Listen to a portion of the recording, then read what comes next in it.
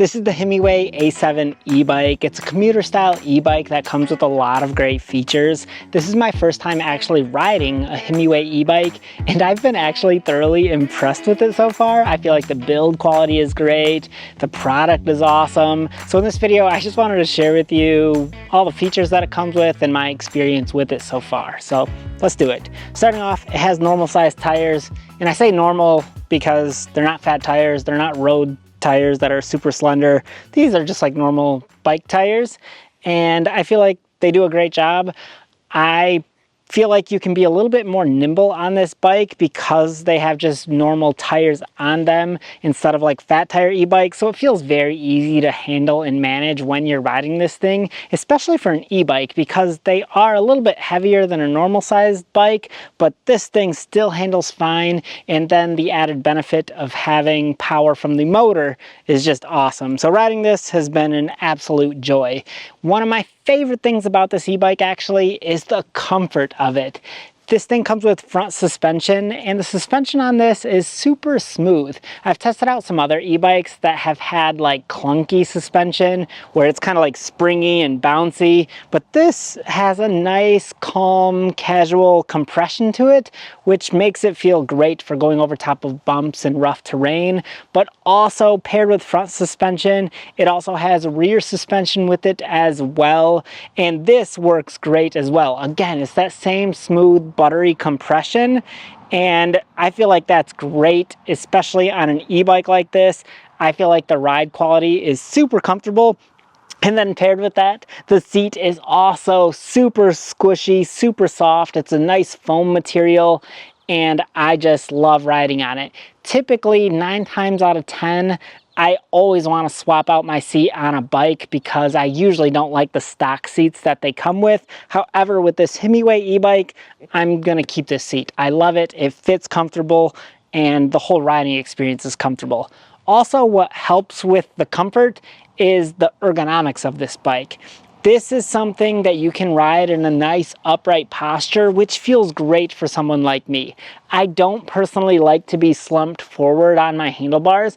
I love that they're swept back so they kind of curve towards you, but then also this has an adjustable stem for you to raise up your handlebars or lower them to get them to your desired position, which is excellent. I feel like when I'm on this thing, it just feels so natural to be riding it, and I don't get sore, achy, uncomfortable, especially when I'm going for longer rides, because one of the advantages of this e-bike is it has a max range of 80 miles on one charge, and that is a long ways to go on an e-bike. Now, in my actual real world testing, it's less than that. Also, this e-bike comes with a lot of other basic features as well. It comes with fenders to help keep the dust and dirt off you when you're riding. It also comes with this rear rack, and it also includes these bungee straps, which is kind of a nice touch. If you ever need to strap something down back here, you can, because it automatically includes that. And then it also comes paired with front and rear lights on this thing. These rear lights also shine brighter when you squeeze the brakes, and the headlight works great up here as well. It's very visible. It looks sleek. I love that it's integrated right into the rear rack here. I think it looks super sharp. Even the e-bike in general. I love this blue color that I got. I feel like it looks very crisp. The frame design is also really nice. This is a step-through frame, which is easier to get on and off of versus a straight bar that goes across. And I like that the battery is embedded into the frame. It just looks a little bit sleeker that way as well. There's no ugly weld seams on here. It's a very well crafted e-bike in my opinion. Taking a look at the handlebar setup, it has nice soft grip pads on here with a little bit of a bump out for your palms that feel very comfortable to hold on to. And then it comes with hydraulic brakes, which do a great job at stopping this e-bike safely, abruptly, smoothly. And I feel like that's very important on an e-bike, especially when you're traveling at fast speeds and the e-bike is a little bit heavier.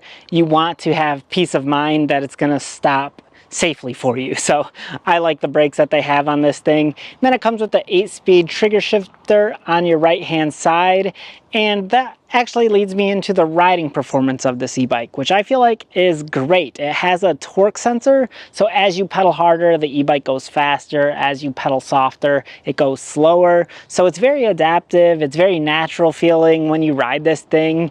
You can put it in a higher pedal assist level and it's going to be more zippy, or you can put it down in its like eco mode and it's going to be more reserved for you. So I like that it gives you that flexibility and those options for you to just change how you ride, but overall it's a nice experience to actually pedal this e-bike.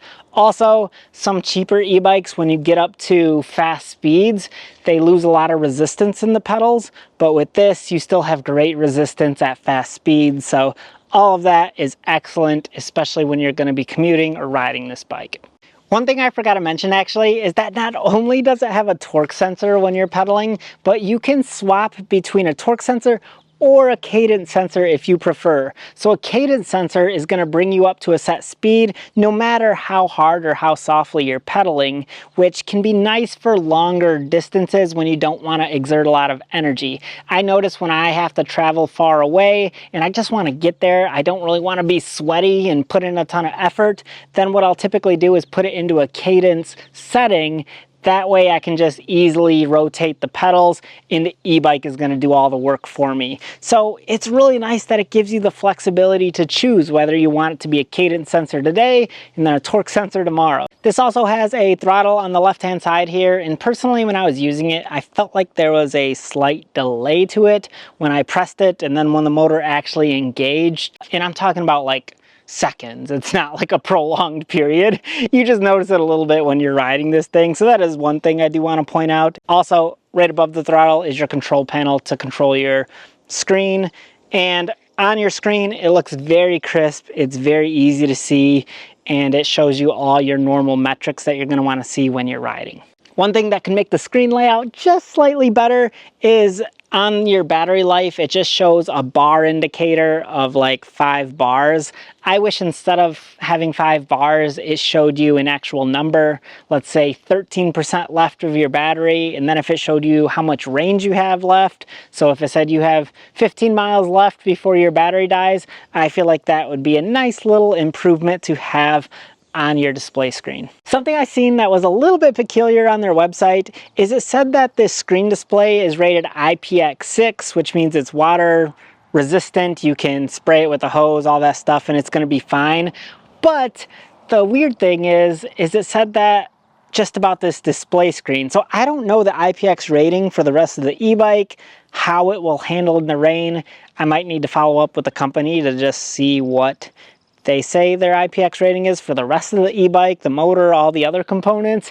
Really, it just says the display screen, so that is something I'll have to look into. So just keep that in mind, that when you see that, oh, it's IPX6 on their website, they actually are just referring to this display screen, is what the text I read said. So just know that. One other thing that you can do in the settings on this e-bike is actually change the riding performance. Now, I think this is great right out of the box. I didn't change any of my metrics on here to change how it rides, but maybe if I rode this for a longer period of time, maybe after a year, I might want to change how it handles. If I want more upfront acceleration, if I want it to be more smooth, if I want it to be faster in pedal assist level 3, you can change all those things in the display screen here. So that's really nice that it just gives you that flexibility to change and alter your e-bike to get it more suited for you. But again, like I said, this is great right out of the box. So I don't personally see the need to change it right away, but maybe after a while of riding this thing, I might have a different perspective. And then this e-bike is shipped to you as a class 2 e-bike. So you have a throttle capability, and when you pedal it, it can go up to 20 miles an hour. And the last thing I wanted to share with you is at the time of this recording, this e-bike comes in at a price of $1,800. And I feel like that is very comparable to a lot of its competitors for the features that this comes with. If you want a cheaper e-bike, you can get one, but you're gonna miss out on a lot of these features like the full suspension, the long range battery, the torque sensor, and swappable to cadence sensor, integrated lights. just the quality of this e-bike, the hydraulic brakes, you're not gonna find at a cheaper price point. So I just wanna say that. So I do think the price is pretty fair, pretty justifiable compared to a lot of its competitors. So those are my thoughts on that, but there it is, the Himiway A7 e-bike. Hopefully this video gave you a little bit more insight about this product, but feel free to go to the description of this video and then I'll put a link to the product itself if you want to learn more about it. So there it is. Thanks for watching.